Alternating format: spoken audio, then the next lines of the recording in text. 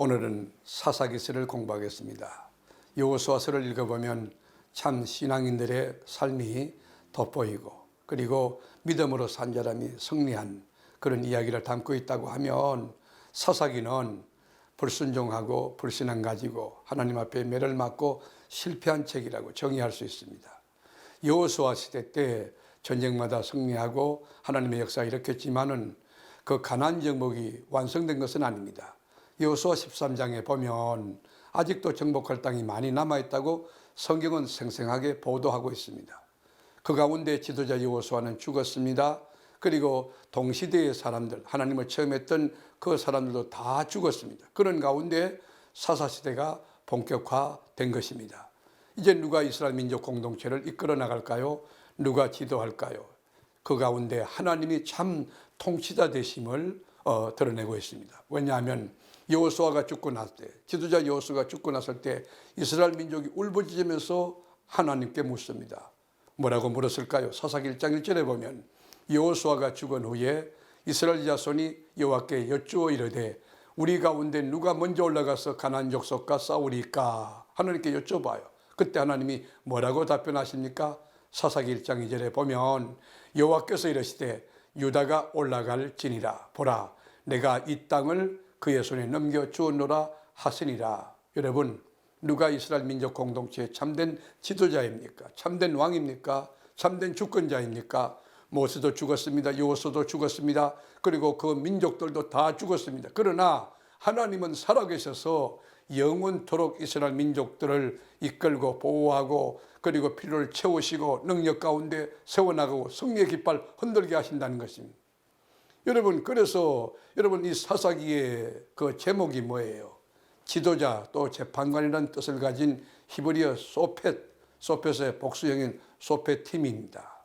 여러분, 사사기라는 히브리어 제목은 여호수아 장군이 죽고 난 뒤부터 왕국시대가 되기 전까지 이스라엘 민족의 앞전부터 이스라엘 민족을 구원했던 지도자들의 명칭에서부터 비롯된 것이 그 사사기입니다. 사사기를 누가 썼습니까? 물론 탈무드나 초대교회 전성에 보면 사무엘이라고 기록하고 있지만 그 저자는 하나님만이 아실 수 있습니다. 그리고 기록 연대는 고등 비평가들은 바벨론 포로 이후에 기록됐다 주장하나 이 주장은 근거 없는 문서설에 따른 것입니다. 보편적으로는 사울왕이나 다윗왕이 왕으로 통치했던 왕정 초기라고 생각합니다. 그런데 여러분, 이 사사기를 기록한 목적이 있었을 거예요. 그 목적이 뭐예요? 여호수아 장군이 죽고 난 뒤부터 지도자가 없을 때, 왕이 없을 때 백성들이 자기의 소견대로 옳은 대로 행동했다는 것입니다. 하나님 없이 자기의 뜻대로 자기 소견대로 행동했을 때 정치, 경제, 도덕, 모든 것이 다 혼란스럽고 또 실패하고 저주, 죽음이 가까웠다는 것을 깨우쳐주기 위해서 이 사사기를 기록한 것입니다. 그리고 또한 왕은 없어도 하나님은 이스라엘 민족의 사사를 통해서 자기 백성을 다스리시고 인도하시고 구원하신다는 것을 입증하고 증명하기 위해서 이 책을 쓴 것입니다. 그런데 이 사사기를 읽어보면 몇 가지 특징이 있는데, 첫째로는 인간은 유약하고 유한한 존재라고 하는 것입니다. 아무리 똑똑하고 잘나고 많이 배우고 굉장한 사람같이 보이지만 유한하다는 것입니다. 그리고 유약하다는 것입니다. 마음도 약하고 그의 신앙도 삶도 약하게 늘 넘어지고 자빠지고 깨어지고 그리고 타락하고 범죄한다는, 죄 가운데 빠진다는 것입니다. 그러면 하나님 앞에 또 용서를 구하면 하나님 또 구출해 주시죠.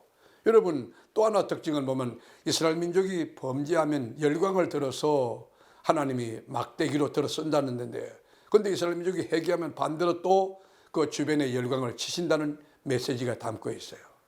인간의 흥망성쇠 누구에게 있습니까? 하나님께 있다는 것이.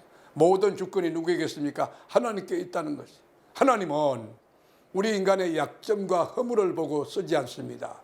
우리의 중심이 믿음을 가지고 하나님 앞에 헌신하려고 하는 그 중심을 보시고 우리의 장점을 들고 쓰시는 것이.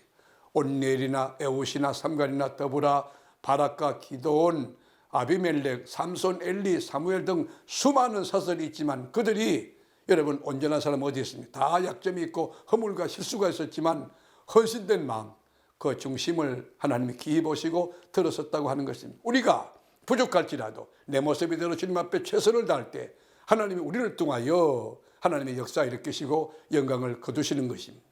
이 사사기 읽어보면 총 21장인데 거기에 세 부분입니다. 첫째로는 사사시대의 역사 정황이에요. 1장을 읽어보면 정치적인 배경이 소개되고 있고 2장은 영적인 배경, 3장은 하나님의 증거에 대한 예고가 이렇게 소개되고 있어요. 둘째로는 사사시대의 역사, 그 역사인데요. 반복해서 이스라엘 민족이 타락하고 배교하는 거예요.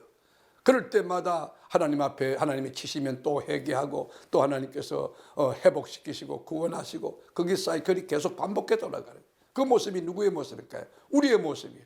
우리가 하나님의 뜻대로 산다고 생각하고 그리고 하나님의 말씀대로 살겠다고 결단하고 그렇지만 또 넘어지고 또 자빠지는 우리의 모습이 이 사사기 안에 다 있는 것이. 그리고 마지막 메시지는 사사 시대 때 이스라엘 민족 공동체의 혼란상이에요. 17장부터 18장까지 보면 미가와 단지파가 우상숭배하는 거예요. 얼마나 가슴 아픈 일입니까? 19장부터 21장까지는 이스라엘 민족 간에 지파 간에 내분이 일어나요. 아내 자체에 내중질환, 자중질환이 일어나는 거예요. 우리가 예수 안에서 말씀도 믿음도 하나인데 이게 내분이 일어나는 거예요. 하나님 얼마나 슬퍼하시겠어요. 한마디로 말하면 인간 스스로는 온전할 수 없다는 것이죠. 우리 인간 스스로 행복할 수 없다는 것이에요. 그러나 하나님을 경외하고 하나님 말씀에 순종할 때 참된 생명과 참된 소망과 참된 행복이 있다고 하는 메시지가 이 사사기의 내용이라고 정의할 수가 있습니다.